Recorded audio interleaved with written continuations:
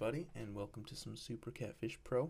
Today I'm doing something just a little bit out of the ordinary. I don't know how many of you who are watching this know this.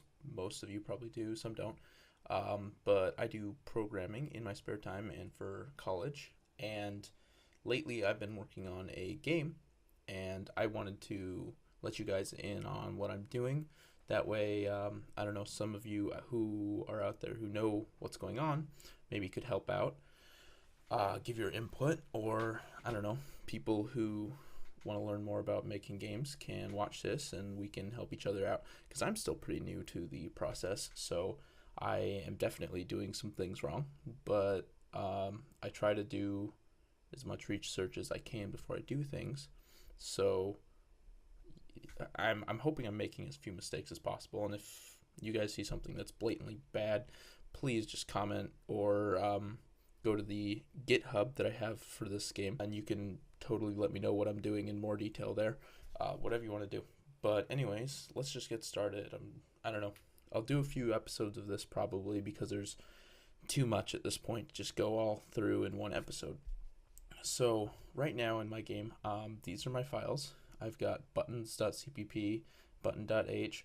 The H, for people who don't know, are header files, so they just tell some basic information, and then you go into the CPP and it has everything in more detail. So I've got my button class, my character class, my globals. The globals class is kind of a vague name, but that's going to be doing most of the running of the game for me. This is my main. There's not much there currently. I also have a map object, a tile object, and a UI object. Also, for future reference, I'm doing this game in C++, and I'm using Visual Studios. It says right there. The name of the game is Kill It With Fire. It's probably going to change down the line, but for now, that's what the game is called. So what happens when I run this game? So let's go back to the main. The main starts it up, it creates a globals object, and then it initializes the game. So when I create a globals object, it creates pretty much everything for me, because that's the structure that I'm doing. Globals is going to be running the game and managing all the odd items for me, as of right now anyways. So globals currently contains a window. So also I'm using SFML, which is a graphics library that you can attach onto Visual Studios, and that's what I'm using to run all my graphics. I want to eventually mess with some other libraries eventually, but for now this is just what I'm doing.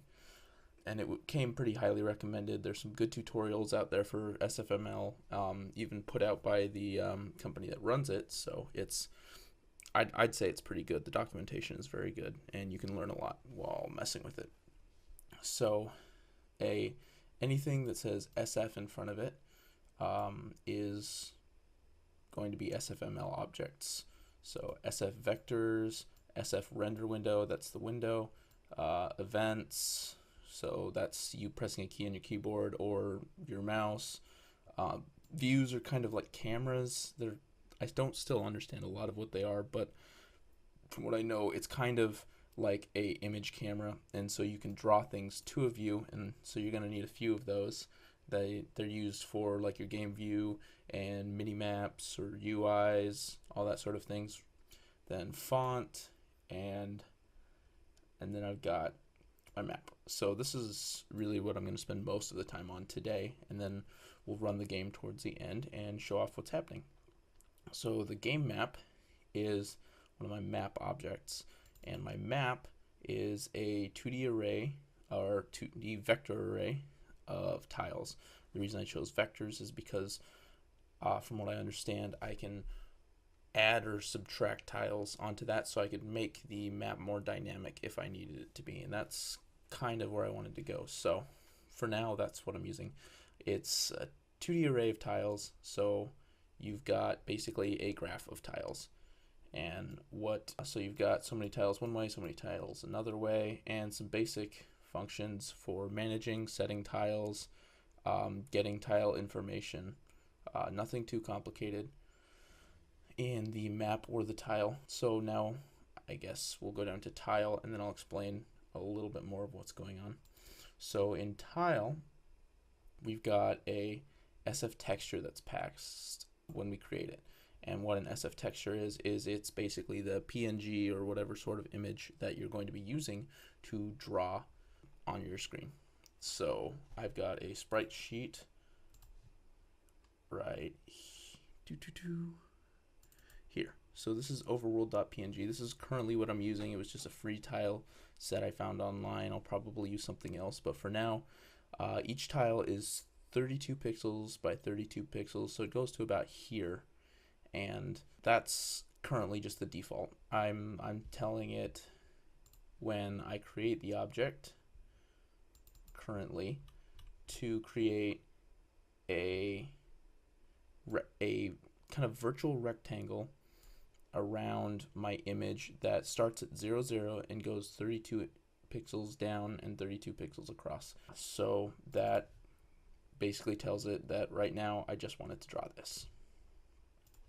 So I pass it a reference to my texture that I loaded up over in globals, and then I put it into a sprite object, and sprites are very good for animating and just everything you need to do. If you know much about 2D games, then I think you know pretty much what a sprite needs to be. But they're great, and it's what you need to basically load up a 2D image into your game with the SFML library. So we've got a sprite, and the sprite is inside of a tile object, and a tile kind of manages some of that information. We have an ID, like a Boolean variable for if it's going to be solid, so our player could collide to it or not, and some other basic information. But that's not too important right now. We're just focused on, I guess, getting the game to work. That's really the bottom line when we're starting out, is we want just to get something working, and then you can go on and start adding all the cool features.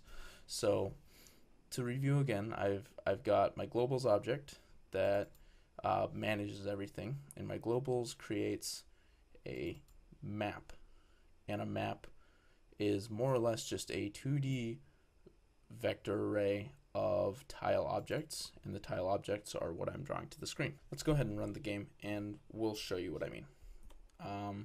Currently I have a basic UI with just some random text and some simple buttons that I made. Most of the code that I've been doing is in the map maker right now. So right now I have the map maker, and it loads up basically the screen's width worth of tiles, and it loads that first 32 by 32 area of that image and displays it over and over and over and over and over. It also creates the character, checks for events like using your arrow keys to move, that's what I'm doing right now, and some other basic events like I can press tab to open up a simple UI, and that's pretty much it. There's not a whole lot of exciting stuff going on right now, but we have something working, and that's, I guess, the important thing. So guys, I think we're going to call that a day. We've talked basically about the globals, the map object, the tile, and what happens when the game starts up. Next week we'll go into a bit more detail on what's going on. I don't think I'll go into everything, but we'll at least go a little bit more in depth so it gets a little less confusing, I think. And I'll try to maybe address any questions anyone has between now and then. So if you liked the video, leave a rating, and as always, thanks for watching.